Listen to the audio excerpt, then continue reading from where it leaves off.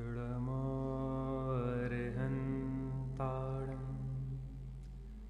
इडमो सिद्धाडम् इडमो आयरियाडम् इडमो छायाडम् इडमो लोयसवसाहुडम् मंगलमय मंगल करन वीतराग विज्ञान नमो ताहि जाते भय अरहंतादि महान करि मंगल करि हो महा ग्रंथ करन के काज जाते मिले समाज सब पावे निज पद राज पावे निज पद राज। राम कहानी सुनो रे राम कहानी राम कहानी सुनो रे राम कहानी सुनत हरस आवे हो सुनत हरस आवे वीरा की वाणी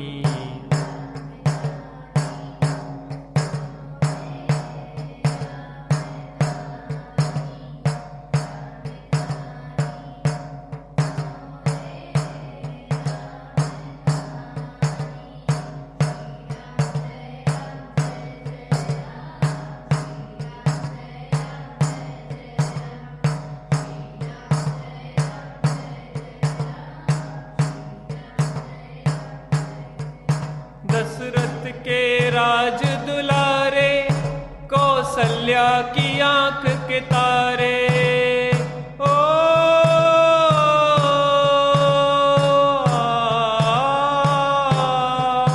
दशरथ के राज दुलारे कौशल्या की आंख के तारे वे सूर्य वंश के सूरज वे रघुकुल के उजियारे रवि सेन गुरुवर बोले हो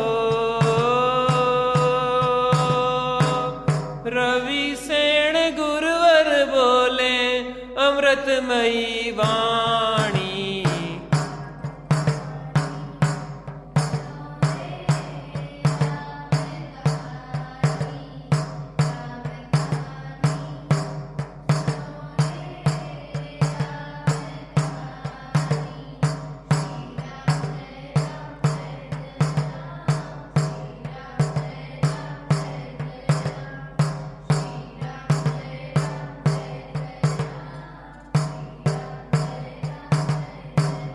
सग्रवर्त धनुष गह करके रघुलाए सीतावर के ओ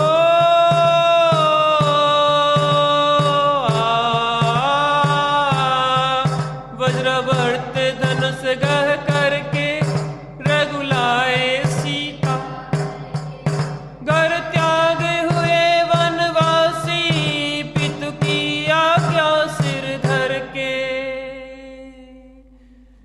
लखन सियाले संग हो लखन सियाले संग छोड़ी राजधानी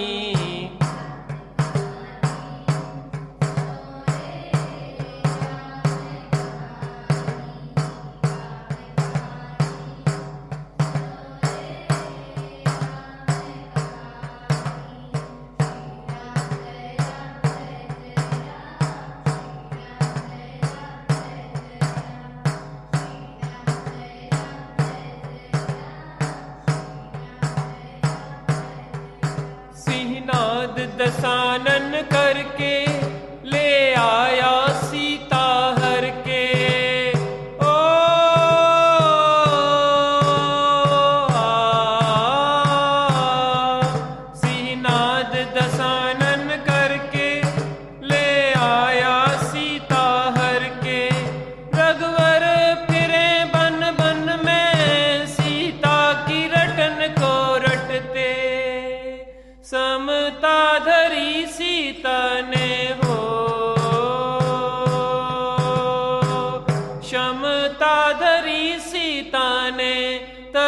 ज्ञान बल से।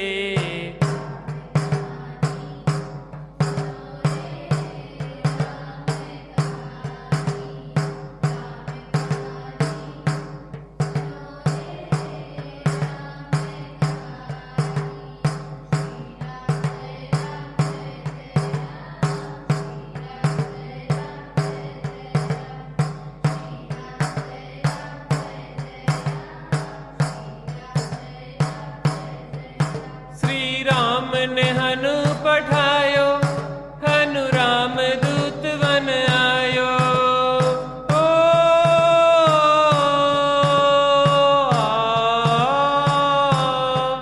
श्री राम ने हनु पठायो, हनु राम दूत बन आयो। सीता माँ की सेवा में रघुवर को संदेशा लायो, और संग लायो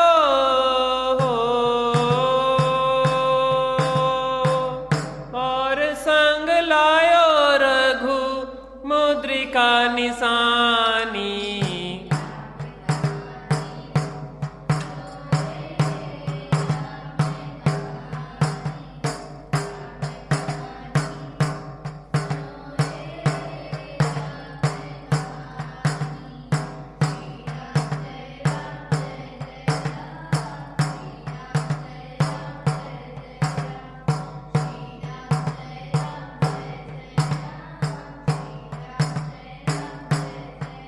लखन दसानन बध करके रघुलाए सीता जय के। ओ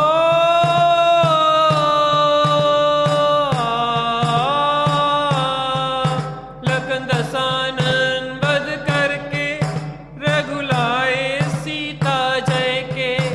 और भेंट में दे दी लंका विभीषण ज्ञानी को जय के। लखन सियाले संग हो, लखन सियाले संग आए राजधानी।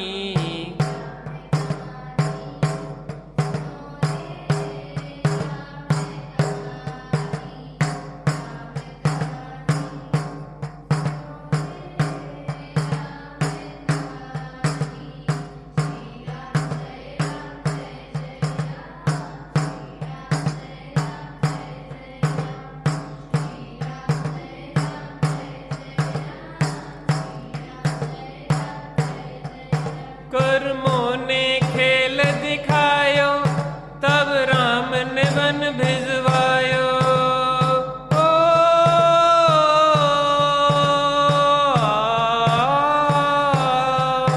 कर्मों ने खेल दिखायो, तब राम ने वन भिजवायो।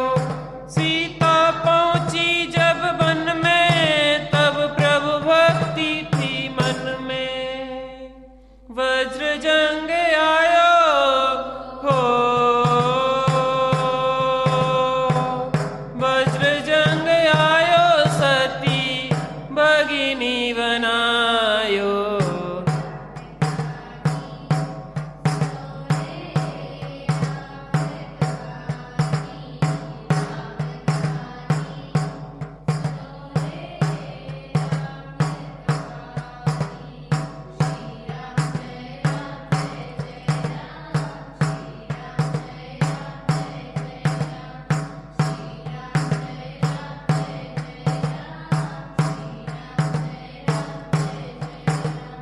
राम ने अग्नि परीक्षा, सती लेने गई जिन दीक्षा। ओ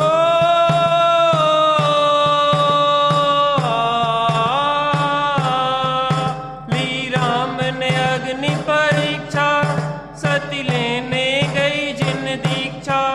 श्री राम रहे थे मनाते, लव कुश थे रुदन मचाते। माँ तुम हमें छोड़ के मत जाओ। दृढ़ता धरी सीता ने हो, दृढ़ता धरी सीता ने आत्मज्ञान ज्ञान बल से।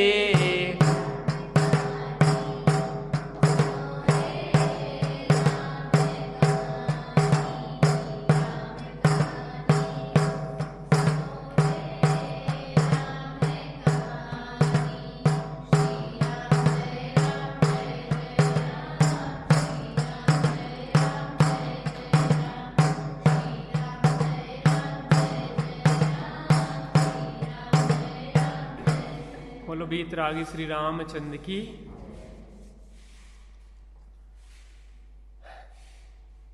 अंत भला सो सब भला। अपन ने कई कहानियां देखी हैं कि बहुत संघर्ष होता है, बहुत तकलीफें भोगते हैं, लेकिन अंत में सबका मिलन हो जाता है। तो हमें एक संतोष होता है कि फिल्म अच्छी रही, कहानी अच्छी रही। राम सीता के जीवन में बहुत संघर्ष हुआ।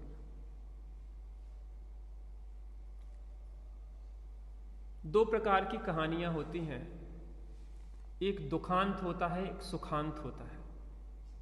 नाटक कहें या कहानी कहें, कितने प्रकार की होती है? दो प्रकार की। एक कहानी सुखांत होती है, एक कहानी दुखांत होती है। तो यह कैसी कहानी है? सुखांत, जिसका अंत सुखमय है। सुखमय नहीं है, परम सुखमय है। राम, लव कुश, भरत ने तो परम सुख को प्राप्त कर लिया, और सीता आदि ने क्या किया?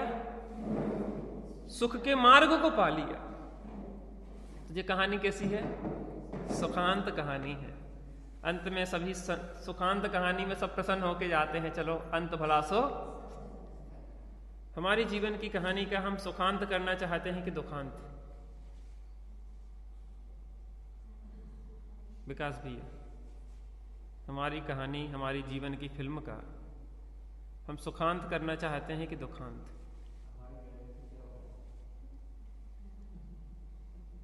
आप लोग इनकी बात से सहमत हैं कि असहमत?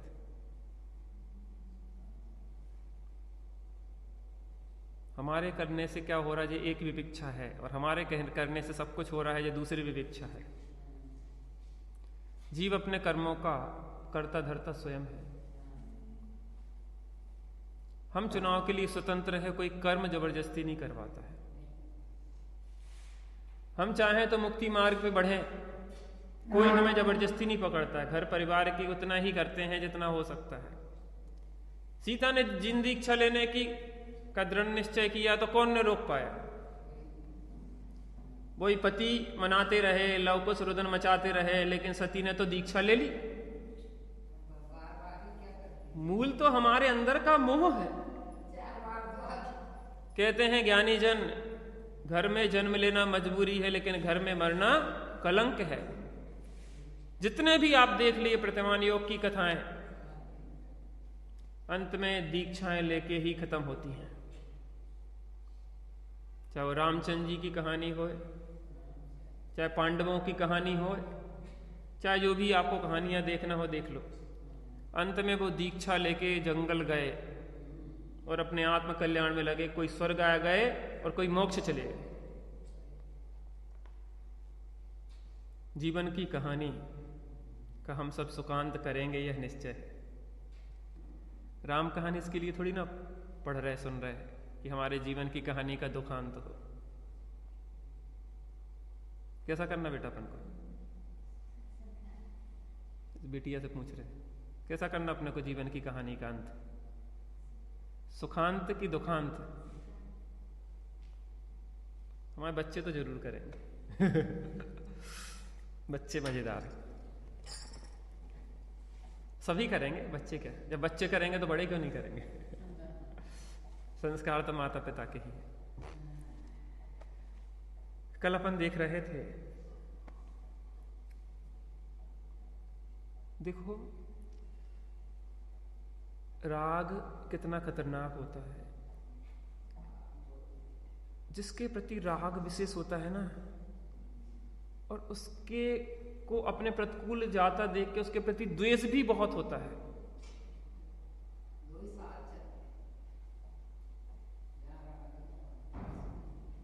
द्वेष भी उतने ही अनुपात में होता है। अपन ने जब देखा कि सीता की अग्नि परीक्षा के लिए एक कुंड खुदवाया गया, कितने हाथ? 300 हाथ लंबा और चौड़ा, गहरा 300 हाथ नहीं था, मैंने देखा 2 पुरुष प्रमाण गहराई वाला, कि 2 पुरुष उसमें खड़े हो जाए ना गड्ढे में, तो 2 पुरुष प्रमाण माने 6 दूनी 12 फुट का लगभग। हाँ, सही कह रहे हैं आप। जो भी 2 पुरुष मान लो, समय के मान लो, आज के समय से 12 फीट मान लो लगभग, और उस हिसाब से होगा वो जो भी होगा। तो बड़ा गड्ढा था, इतना तो पक्का हो गया।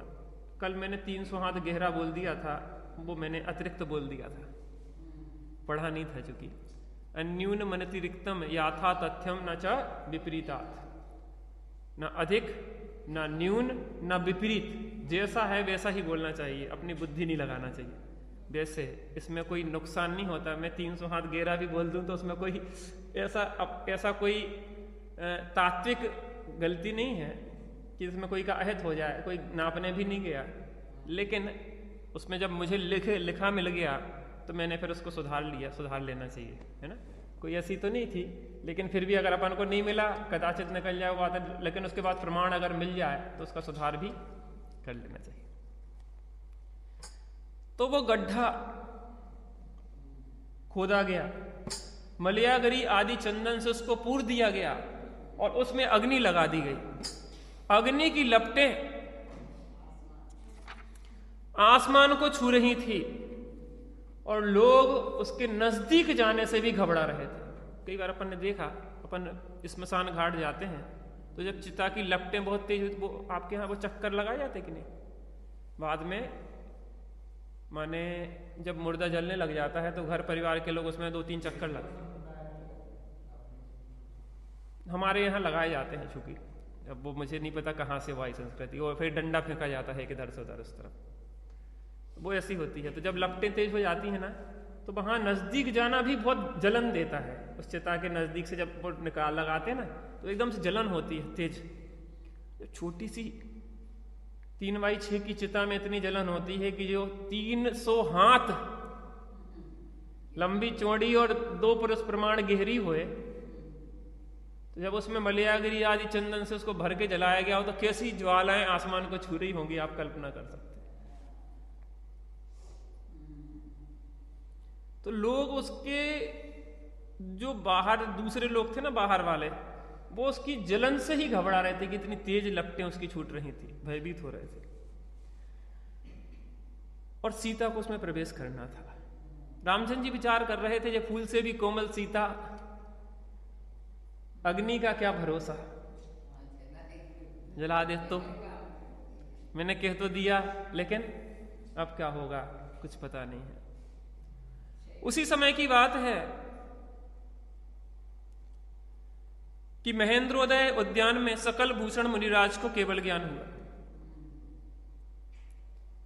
और उन पे एक राक्षसी ने बेरबस बहुत उपसर्ग किए। थोड़ा सकल भूषण मुनिराज की कथा भी अपन सुन लेते हैं कि इनके साथ क्या बैर था, वो राक्षसी कौन थी और किस कारण से वो इस प्रकार से इन्हें कष्ट दिया था। एक बार की बात है, विजयार्थ पर्वत की उत्तर श्रेणी में गुंज नाम का एक नगर था। क्या था? कहां पे? विजयार्थ पर्वत की उत्तर श्रेणी में गुंज नाम का एक नगर था। वहां के राजा सकल भूषण थे। कहां की बात हो रही है? विजयार्थ पर्वत की उत्तर श्रेणी में गुंज नाम के नगर में राजा सकल भूषण राज करते थे। क्या नाम था राजा का? क्या नाम था? सकल भूषण। उनकी 800 रानियां थी। कितनी? 800। रामचंद्र जी की कितनी थी? 8,000। और लक्ष्मण की कितनी थी? और रावण की कितनी थी? लेकिन वीरानियों ने सुखी कर पाई कि नहीं कर पाई? नहीं कर पाई। तुम सुखी हो जाओगे? 8,000 रानियां थीं। उनकी मुख्य रानी, पटरानी जिसे कहते हैं, पटरानी माने, पट माने मुख्य रानी, जो राजा को सबसे प्रिय होती है उसे पटरानी पद दिया जाता है। कौन सा पद दिया जाता है? पटरानी, मुख्य रानी। पट माने मुख्य रानी, मुख्य रानी का पद दिया जाता है। उसका नाम था किरण मंडला। जैसे किरणें होती हैं जो प्रकाशमान करती हैं, ऐसे उसका मुख प्रकाशित होता था, सूर्य की तरह तेजस्वी था, सुंदर था, आभा उसके चेहरे से निकलती थी, इसलिए सकल भूषण को वह बहुत ही प्रिय थी। एक बार क्या हुआ कि किरण मंडला से जो अन्य रानियां थी राजा की, उनने निवेदन किया कि तुम्हारा जो मामा का पुत्र है हेमसिक, क्या नाम था उसका? मामा का पुत्र था किरण मंडला का, उसका नाम था हेमसिक।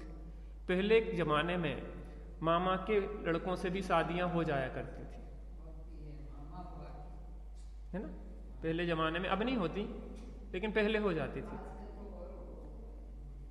ठीक है, पहले जमाने में होती थी इस तरीके की। देखो, समय के हिसाब से अलग अलग चीजें होती हैं। आज के समय में वह करना योग्य नहीं है। मुस्लिम के में क्या क्या नहीं होता है, ये पूछो। बहुत विपरीतताएं हैं, उस विषय में तो चर्चा करने योग्य नहीं है। बात यहां ये हो रही है कि मामा के लड़कों आदि की शादियां हो जाया करती थी, तो जो किरण मंडला ने अपने मामा के पुत्र हेमसिक का अन्य रानियों के निवेदन पे चित्र बनाया, सुंदर चित्र कला जानती थी, तो हेमसिक का चित्र बनाया। और जैसे ही राजा सकलभूषण ने उस चित्र को देखा, उसको अंदर में क्षोभ हुआ कि यह हेमसिक को चाहती है। कौन? किरण मंडला। उन्हें ये भ्रम हो गया कि यह हेमसिक को चाहती है, और उसको बहुत क्रोध आया क्योंकि तूने मेरे साथ विवाह किया है और तेरे हृदय में हेमसिक बसता है। कौन बसता है? हेमसिक बसता है, और तू वास्तव में मुझे नहीं चाहती है। अन्य रानियों ने समझाया कि राजन, ऐसी कोई बात नहीं है, हमने ही इससे हेमसिक का चित्र बनाने के लिए कहा था, और आप व्यर्थ में इसके ऊपर आशंका कर रहे हैं। आप शांत हो जाइए, ऐसी कोई बात नहीं है। सभी रानियों ने जब समझाया तो राजा सकल भूषण शांत हो गए। लेकिन एक दिन क्या घटना घटी कि किरण मंडला रात्रि में सो रही थी। कौन सो रही थी? किरण मंडला रात्रि में सो रही थी, और सोते में उसने हेमसिक का नाम लिया। किसका नाम लिया? हेमसिक का नाम सोते में लिया। देखो, एक चीज बताएं, हर जगह गलत अर्थ नहीं लगाना चाहिए। कई बार क्या होता है कि भाई बहनों में बहुत प्रीति होती है, मामा का अगर वो हो तो एक भाई बहन की तरह है ना, तो एक प्रीति विशेष होती है। तो उस प्रीति बस भी बचपन में साथ खेले हों, कूदे हों, वो हों, तो इस कारण से एक प्रीति बस भी, प्रीति वैसी प्रीति नहीं, एक भाई बहन के प्रेम को भी एक प्रेम कहते हैं ना, वो प्रेम भी तो हो सकता है। आजकल तो वो भी रिश्ते कितने कलंकित हो रहे हैं दुनिया में। हम देख रहे हैं कि सगे भाई बहनों के रिश्ते भी कलंकित हो रहे हैं, क्योंकि वासनाएं बहुत ही गंदी होती हैं। देखो, एक चीज बताना चाहते हैं कि सगे भाई बहनों को भी साथ में नहीं सुलाना चाहिए। सगे भाई बहनों को भी साथ में नहीं सुलाना चाहिए। बिटिया को माँ के पास और पुत्र को पिता के पास सोना चाहिए। अपन लोग क्या करते हैं कि माता पिता साथ में सो जाएंगे और भाई बहन को एक अलग से पलंग पर सुला देंगे। ये रीति बहुत गलत है, और इसके बहुत सारे दुष्प्रभाव देखने में वर्तमान में आ रहे हैं। बहुत सारे ऐसी घटनाएं आप लोग देखते होंगे, आप सब यूट्यूब और अन्य घटनाओं से परिचित हैं, तो बहुत ही दुखद घटनाएं होती हैं। बाद में हमें पछताना पड़ता है। इसलिए इन चीज़ों का ध्यान रखना चाहिए कि सगे भाई बहनों को भी एक साथ नहीं सुलाना चाहिए। वासनाएं ऐसी होती हैं कि माता और पुत्र के साथ गलत हो जाता है, भाई बहन के साथ गलत हो जाता है, अनेक प्रकार की बहुत सारी वर्तमान में विकृतियां देखने में आ रही हैं। इसलिए परिणामों की संभाल में गाफिल मत हो रे। ने आपको एक घटना सुनाई थी। एक सन्यासी गांव के बाहर कुटिया बना के रहते थे। तो एक लेखक अपनी पुस्तक लेके जा रहा था, सन्यासी को बताया कि बड़े से बड़े साधुओं को भी स्त्रियों के मोह में पड़ते हुए देखा जाता है, इसलिए स्त्री संसर्ग से व्यक्ति को बचना चाहिए। उसने कहा ऐसा नहीं होता है। सन्यासी ने कहा कि जो व्यक्ति दृढ़ है उसको कोई भी विचलित नहीं कर सकता है। हमने कि ठीक है। उस व्यक्ति ने क्या किया, जो लेखक था उसने एक कला सीखी। उसने स्त्री का स्वांग बनाने की कला, स्त्री की आवाज निकालने की कला, स्त्री के हाव भाव प्रकट करने की कला सीखी। और वो इतना पारंगत हो गया कि कोई ये नहीं समझ सकता था कि ये स्त्री है कि पुरुष है। उसी मार्ग से निकला, सुंदर सी स्त्री का रूप बना के, बहुत सुंदर स्त्री बना के। शाम का समय था, सन्यासी के पास गया लड़की बनके कि मुझे रात्रि में विश्राम करना है यहाँ पे। अरे सन्यासी की कुटिया है, इसको अपवित्र नहीं करो, भागो यहाँ से, भागो भागो, मैं यहाँ नहीं सोने दूंगी। महाराज आपका क्या जाता है, मैं बाहर लेटी रहूंगी, आपका क्या है? नहीं नहीं यहाँ नहीं, नहीं यहाँ। उन्होंने कि देखो शाम हो गई, अब मैं कहीं जाने वाली नहीं हूँ, मैं तो बाहर इस पेड़ के नीचे ही सोऊंगी। उनने अंदर से साकल लगा ली और सन्यासी अंदर हो गए। आधी रात्रि का समय था और उसने एक सुंदर सा गीत गाना शुरू कर दिया। क्योंकि स्त्री की आवाज वो निकालना समझ गया था, वो सुंदर सा जहां गीत गाया, राग भरा गीत गाया, तो वो सन्यासी जी के अंदर में वासनाएं उठना शुरू हो गई। जब वासनाएं उठना शुरू हो गई तो इतनी तीव्रता हुई कि वो कुंडी खोल के बाहर आने लगे उसके पास। तो उसने क्या किया था, कुंडी बाहर से लगा दी थी। तो उसने कि बेटी खोलो कुंडी, खोलो। लेकिन मैं नहीं खोलूंगी, किसी का कोई भरोसा नहीं है आज के जमाने में। अरे मैं सन्यासी हूं, तुम्हारे पिता जैसा हूं। अरे तुम पिता जैसे हो चाहे कुछ भी हो, लेकिन मैं कुंडी खोलने वाली नहीं हूं। कहले तुम कुंडी नहीं खोलोगी तो मैं श्राप दे दूंगा। कहले तुम श्राप दो चाहे कुछ करो, मैं कुंडी खोलने वाली नहीं हूं। और वो गीत गाती रही। अंतो गत्वा सन्यासी ने ऊपर का छप्पड़ फोड़ा झोपड़ी का और निकल के बाहर आ गए। इतने आसक्त हो गए, तब उसने अपना पूरा वो रूप मुखोटा हटाया और कहना सन्यासी जी अब मेरी बात सही है कि गलत है? कहने बिल्कुल सही है तुम्हारी बात। देखो मुनिराज भी इतने दृढ़ होते हैं, 18,000 प्रकार के सीलों का पालन फिर भी करते हैं।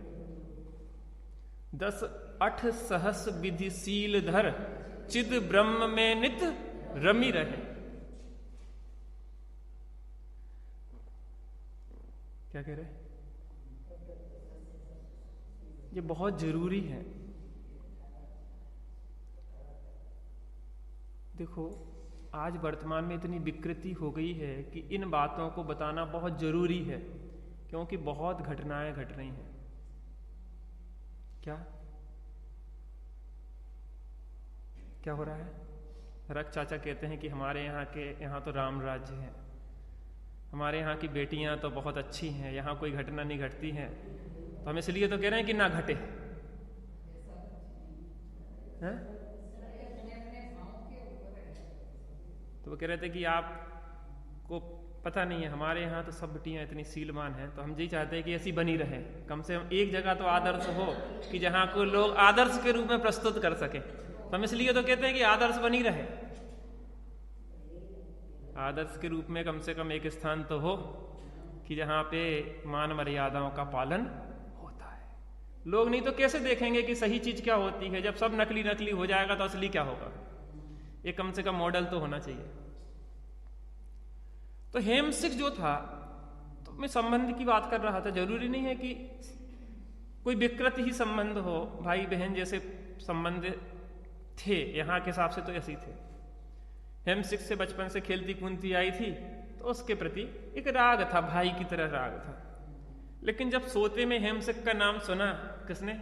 सकल भूषण राजा ने, तो फिर तो उन्हें दृढ़ निश्चय हो गया कि ये रानी जरूर ही हेमसिक के प्रेम में है। उनने बहुत क्रोध आया, रानी को माने बुरा कहा, अपशब्द कहे, और फिर उनने कहा कि अब बहुत हो गया है, अब मैं छोड़ के जाऊंगा। और राजा सकल भूषण ने मुनि दीक्षा ले ली। किस पे आरोप लगा के? किरण मंडला पे आरोप लगा के सकल भूषण राजा ने क्या ले लिया? जन दीक्षा ले ली। चूंकि किरण मंडला पे ऐसा आरोप शील संबंधी लगाया था, जबकि वह शीलवान थी, तो उसको बहुत क्रोध आया किरण मंडला को कि मुझ निर्दोष को तुमने दोष लगाया है, मैं तुमसे बदला लूंगी। और उसने आर्य का दीक्षा ले ली।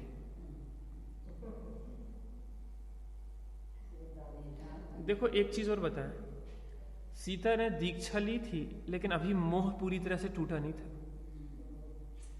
वो परिस्थिति जन्य थी दीक्षा कि बहुत आ गए, बहुत न्यायवान बने फिरते हो, एक बार जंगल गए, दूसरी बार जंगल गए, अब अग्नि परीक्षा दिलवा रहे हो गई बहुत, अब गले तक आ गया है पानी, अब सहन नहीं होता है, अब तो मैं दीक्षा लूंगी। जबकि ना तो लौकुश के प्रति का राग छूटा था, ना रामचंद्र जी के प्रति का राग वैसा छूटा था। उसका आप कैसे कह सकते कि राग नहीं छूटा था? क्योंकि जब वह प्रतिंद्र बनी और प्रतिंद्र बन के फिर रामचंद्र जी के ऊपर उपसर्ग करने आई, क्योंकि अंदर में भी राम के प्रति राग था कि साथ में ही मोक्ष जाएंगे, जो पहले कैसे जा रहे हैं।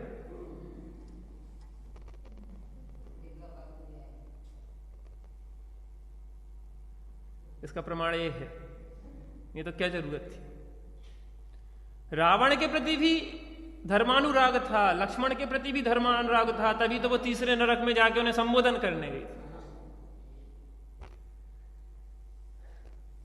जी राग की कणिका कहां पड़ी रहती है कुछ पता नहीं पड़ता।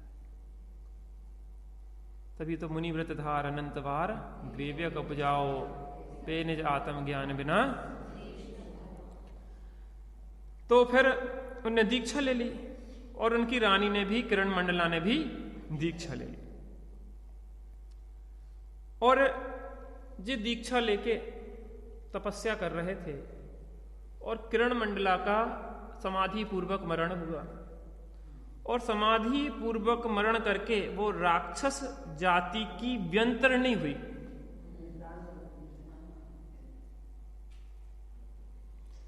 राक्षस जाति की व्यंतरणी हुई, उसका नाम था विद्युत वक्त्रा। क्या नाम था? विद्युत वक्त्रा नाम की एक व्यंतरणी हुई, और पूर्व के बेरबस उसने क्या किया? घोर उपसर्ग किया, और उनको आहार लेने जाते थे तो बार बार अंतराय करवा देती थी, कुछ ना कुछ ऐसा कर देती थी कि वो अंतराय आ जाता था।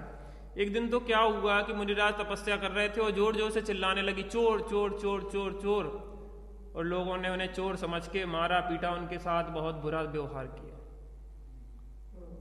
इस प्रकार उस व्यंतरणी ने उन मुनिराज पे अनेक प्रकार के उपसर्ग किए, लेकिन सकल भूषण मुनिराज अपनी साधना में दृढ़ रहे, और साकेतपुरी के राय महेंद्रोदय उद्यान में एक रात्रि में वह स्वरूप की साधना कर रहे थे, और व्यंतरणी ने घोर उपसर्ग किया, और उस उपसर्ग के बीच में छपक श्रेणी चढ़ के उनने केवल ज्ञान प्राप्त किया। बोलो सकल भूषण केवली भगवान की।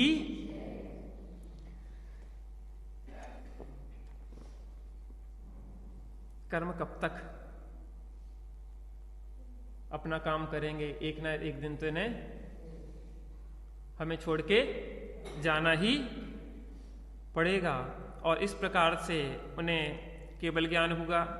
और उन सकल भूषण केवली के केवल ज्ञान महोत्सव को मनाने के लिए मेघ केतु अपने राजा इंद्र के साथ वहां पे आ रहा था। तो जो मेघ केतु वहां पे आ रहा था, उसने जैसे ही देखा कि यहां पे सती सीता का जो निर्दोष है और यहां पे अग्नि परीक्षा ली जा रही है, तो उसने कहा कि साधर्मी ही साधर्मी के काम आता है और हमें सीता की मदद करना चाहिए। तो इंद्र ने कहा कि मेघ केतु तुम यहां रुक जाओ और किसी प्रकार की चूक मत करना, और इस सती के सतीत्व के पे किसी प्रकार का लांछन ना लगे, आंच ना आए, इसका तुम ध्यान रखना। और यहां पे पूरी तैयारियां हो रही थी, काय की? अग्नि परीक्षा की तैयारियां हो रही थी। अब आगे देखते हैं। पृष्ठ क्रमांक 260, छंद क्रमांक 92। वीतरागी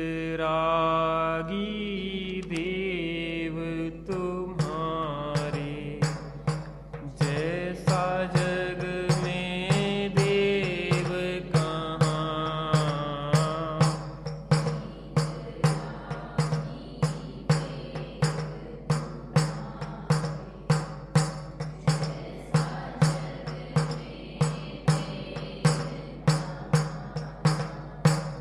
मार्ग बताया है जो जग को, कोई और यहाँ।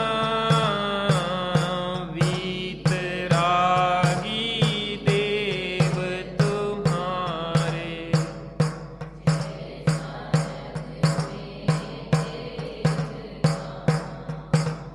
हैं सब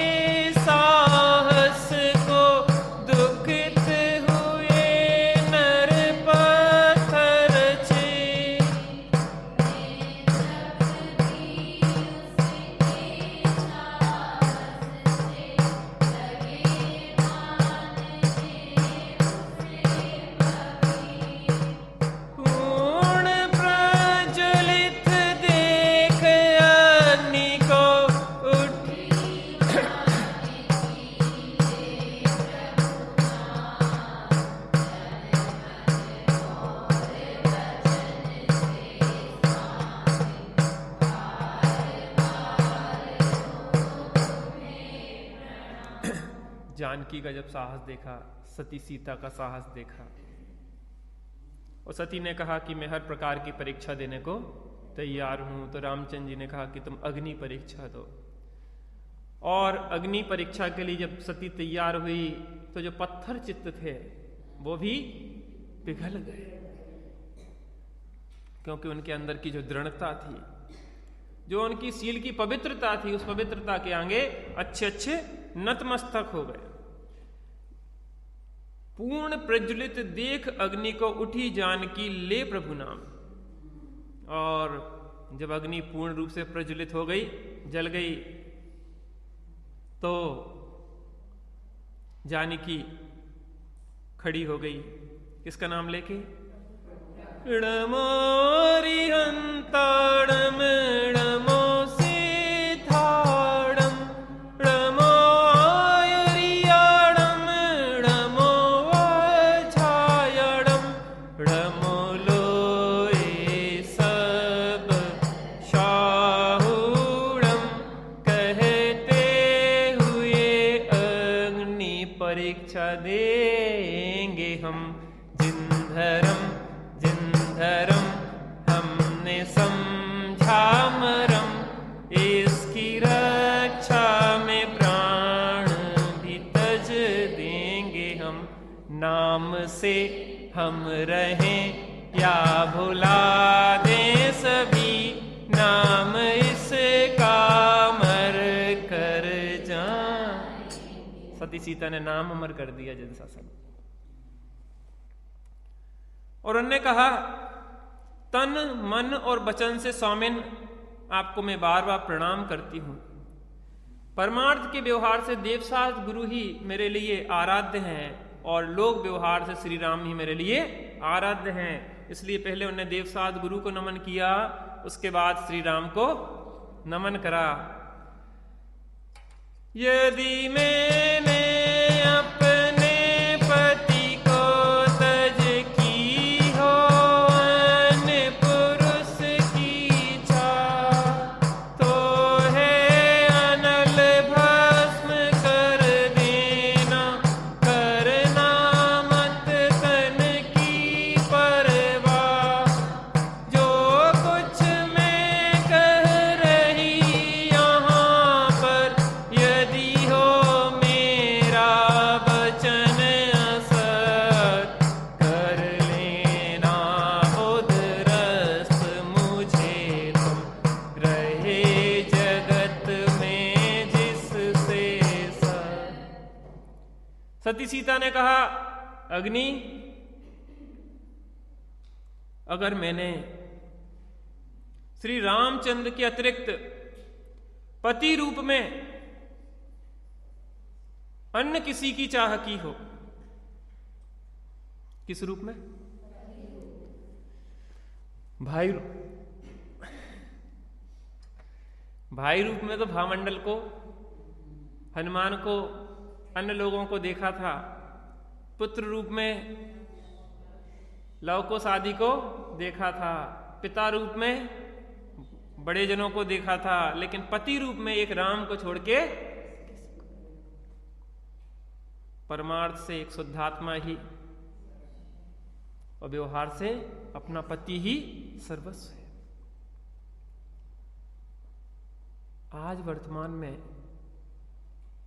जितने भी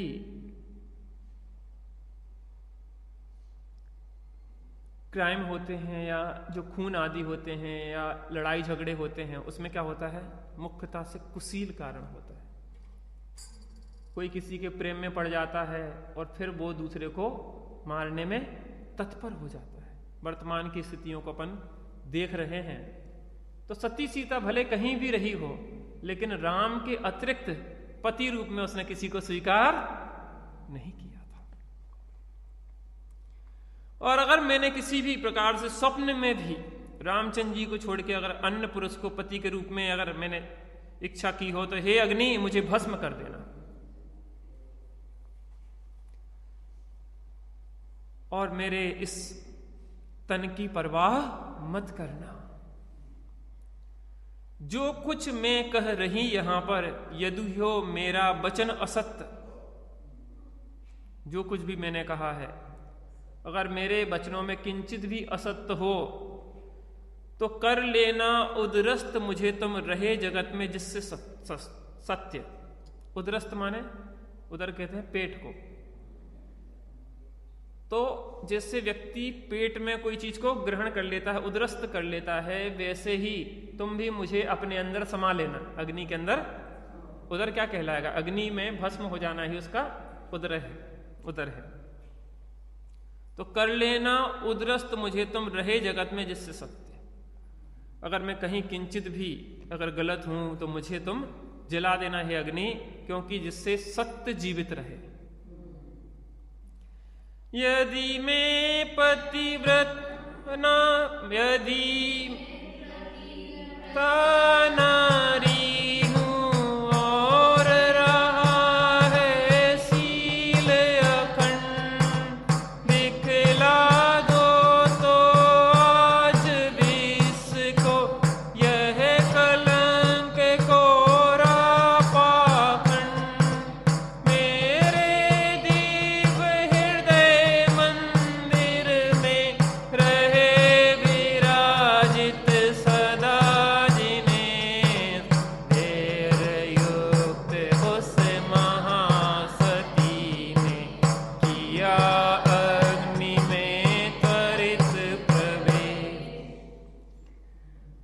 यदि मैं पतिव्रता नारी हूं और रहा है सील अखंड। मैं पतिव्रता नारी हूं और मेरा सील स्वप्न में भी अगर कलंकित ना हुआ हो, दूषित ना हुआ हो, तो क्या करना? दिखला दो तो आज विश्व को यह कलंक कोरा पाखंड। ये मुझ पे जो कलंक लगाया गया है ये सब झूठा है। हे अग्नि तुम इसको सिद्ध कर दो। मेरे दिव्य हृदय मंदिर में रहे विराजित सदा जिनेश। मेरे इस दिव्य हृदय रूपी मंदिर में परमार्थ के व्यवहार से देखें तो जिनेंद्र देव, और व्यवहार से देखें, लोक व्यवहार से देखें तो एक श्री रामचंद्र ही विराजमान रहे। परमार्थ से देखें तो आत्मा राम विराजमान रहे, परमार्थ के व्यवहार से देखें तो देवसाद गुरु विराजमान रहे, और लोक व्यवहार से देखें तो श्री राम विराजमान रहे। क्या कहा हमने?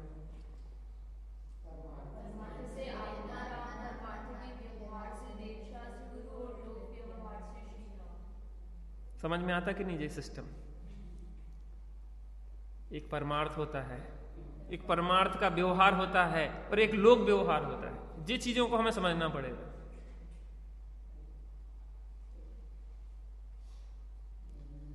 आपको राम कथा में मजा आता कि नहीं आता है? हमें तो बहुत मजा आता। देखो, जिसमें अपने को मजा आए ना वो काम करना चाहिए। इसका भी हम ध्यान रखते हैं कि दूसरों को भी आनंद आना चाहिए, और आप लोगों को देख के हमें ऐसा लगता है कि आपको भी अच्छा लगता है। महापुरुषों का जीवन चरित्र हमारे जीवन चरित्र को भी सुंदर बनाने वाला होता है। धीरे धीरे हम जिनको सुनते हैं, पढ़ते हैं, जिनके बारे में विचार करते हैं, हम उन जैसे बनने लगते हैं। हम उन जैसे बनने लगते हैं। भले गति धीरी हो, लेकिन धीरे धीरे हम उन जैसे बनने लगते हैं। बार बार जब हमारे हृदय में श्री राम होंगे, माता सीता होगी, तो हमारा जीवन भी उन्हीं जैसा होगा। अन्यथा कैसे हो सकता है? मेरे दिव्य हृदय मंदिर में रहे विराजित सदा जिनेश, धैर्य युक्त उस महासती ने किया अग्नि में त्वरित प्रवेश।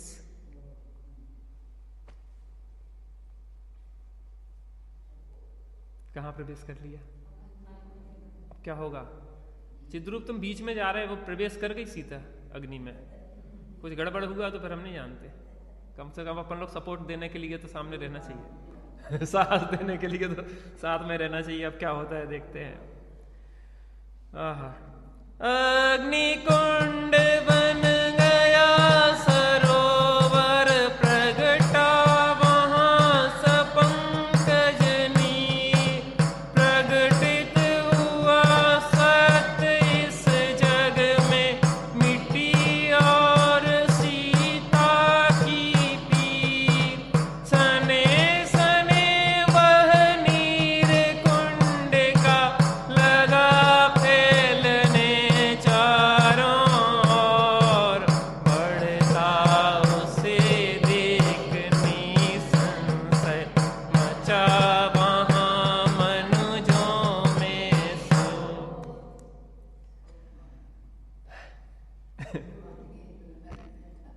चमत्कार को नमस्कार होता है इस दुनिया में। ना हो चमत्कार तो क्या सत्य सत्य नहीं रहेगा? हमें यह देखना चाहिए कि हम सत्य के साथ हों। सत्य को किसी प्रमाण की जरूरत नहीं होती है। अगर सती सीता का सत्यशील अगर प्रमाणित ना भी हो पाता तो भी सीता सती ही रहती। कोई ये बात नहीं है कि उसके सतीत्व पे कोई दोष लग सकता था। बात हमारे हृदय की है, हमारे अंदर की पवित्रता की है, बाहर में वो प्रमाणित हो पाए या ना हो पाए। लेकिन यहां तो वो देव, क्या नाम था उसका, मेघकेतु, और जैसे ही सीता ने अग्नि में प्रवेश किया और मेघकेतु ने क्या किया, उसके शील प्रभाव के प्रभाव से अग्नि का जल बन गया, सरोवर बन गया। और सरोवर नहीं बना, वहां पे कमल खिल गए।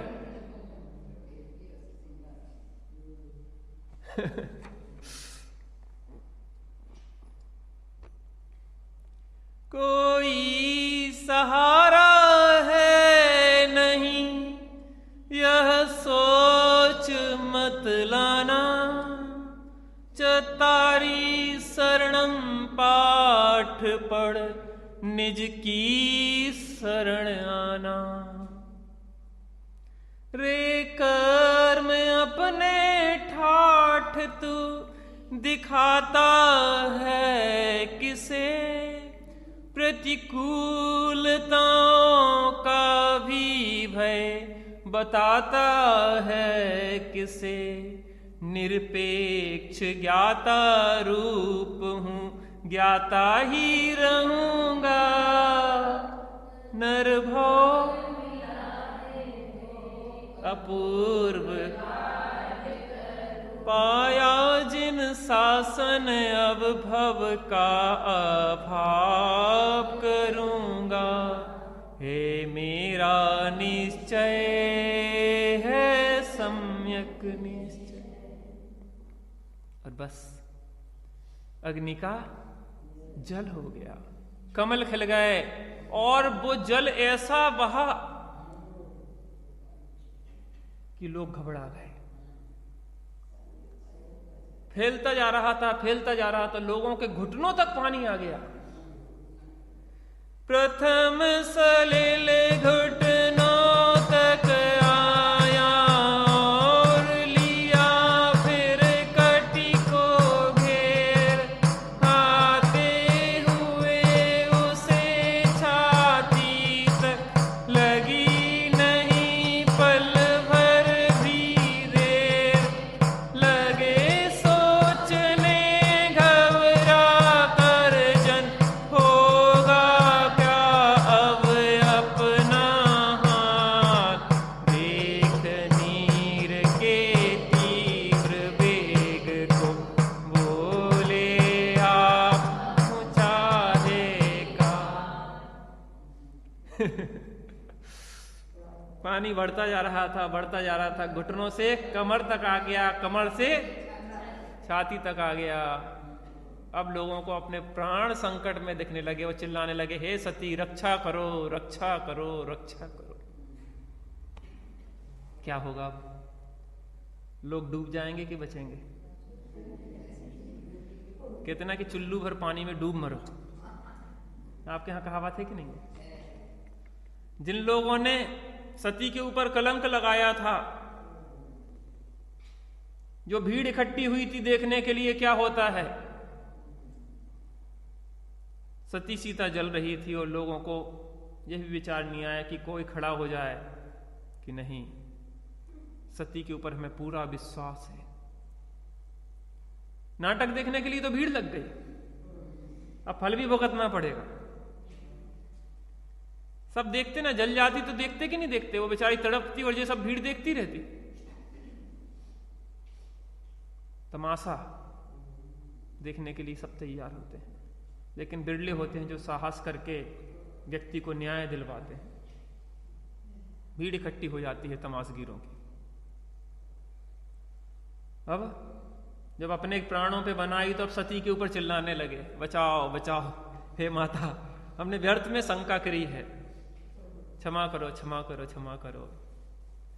ऊंचा कर निज निज वस्त्रों को, दुख से करने लगे पुकार। अरे अचानक आकर किया बड़ा नगर पर दुख का भार। हे कल्याण रूपिणी देवी, दया कर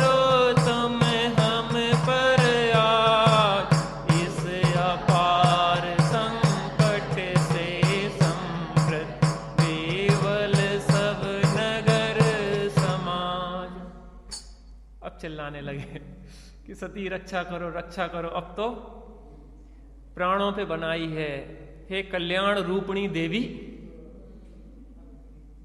अभी तो उल्टा कह रहे थे, अब क्या कह रहे हैं, हे कल्याण रूपणी देवी। मैंने आपको त्रिया चरित्रम वो कहानी सुनाई थी ना, कि पंडित जी आए तो पहले तो वो बेटी बेटी करते रहे, अब जब बेटी ने अपना त्रिया चरित्र दिखाया फिर क्या बोले, माता तू मेरी गुरु है। अरे क्या हो रहा आज।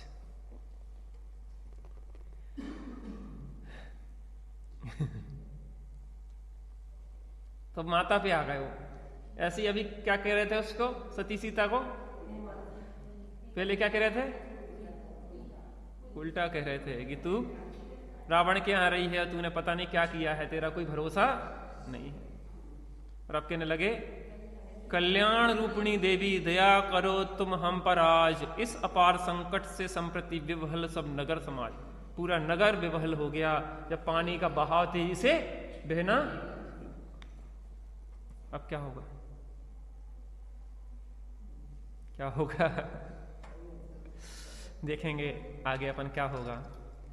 आत्म राम आत्म राम आत्म राम आत्म राम, तू ही है ज्ञाता दृष्टा, तू ही है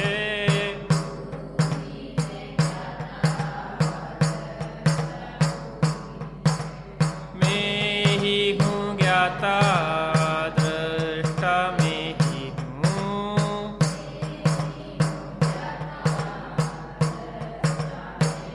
मैं ही हूँ सुख निधान।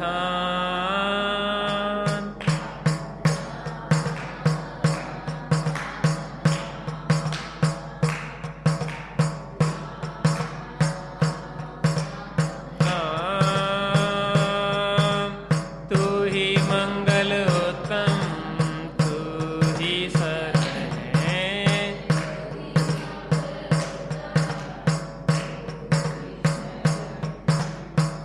ही मंगल उत्तम, मैं ही शरण हूँ।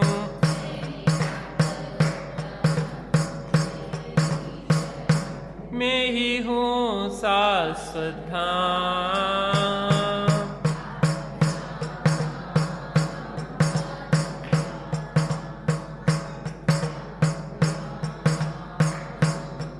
तुम राम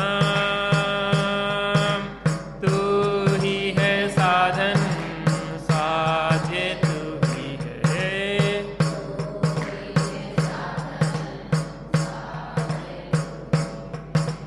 मैं ही हूँ साधन साध्य मैं ही हूँ।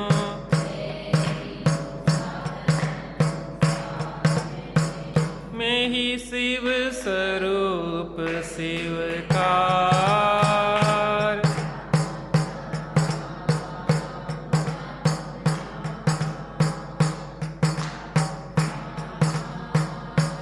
आत्म राम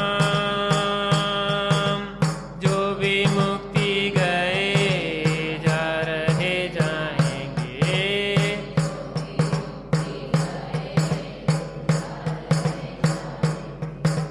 जो भी मुक्ति गए जा रहे जाएंगे, तू ही तो है तारणहार।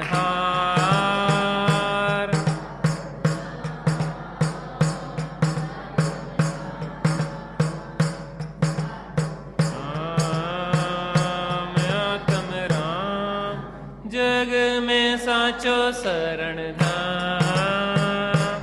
आत्म राम आत्म राम आत्म राम आत्म राम। बोलो कार परमात्मा बीतरागी श्री रामचंद्र की, कारण परमात्मा आत्मा राम की।